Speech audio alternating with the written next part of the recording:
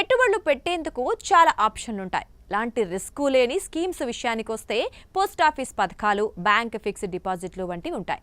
ఇక్కడ నిర్దిష్ట కాలానికి నిర్దిష్ట వడ్డీ రేట్ల ప్రకారం రాబడి వస్తుంది.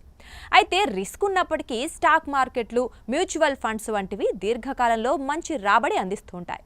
ఈక్విటీ మ్యూచువల్ ఫండ్లలో సగటున వార్షిక ప్రాతిపదికన చాలా వరకు 12% వరకు రాబడి వస్తుంటుందని చెప్పొచ్చు.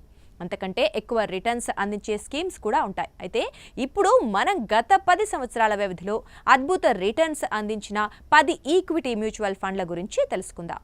ఇక్కడ సంపద 6 నుంచి 7 రెట్ల మేర పెరిగింది.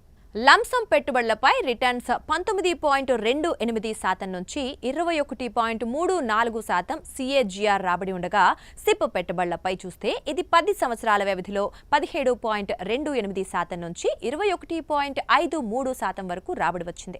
ఈ 10 ఏళ్ల కాలంలో స్మాల్ క్యాప్ ఫండ్స్ సగటున 16.5% CAGR రిటర్న్స్ ఉండగా, మిడ్ క్యాప్ ఫండ్స్ విషయానికి వస్తే 16.42%, infra themed funds 16.16%, banking sector పై 15.05% రిటర్న్స్ వచ్చాయి. వీటిలో Nippon India small cap fund, Edelweiss mid cap fund, Franklin build India fund, Invesco India mid cap fund, HDFC mid cap fund, Kotak mid cap fund, Nippon India growth fund mid cap, అలాగే bank of India manufacturing and infra fund, HDFC small cap fund, SBI banking and financial services fund వంటివి ఉన్నాయి. వీటిల్లో చాలా వరకు లక్ష పెట్టుబడిపై 10 ఏళ్లలో 7 లక్షల వరకు వచ్చాయి.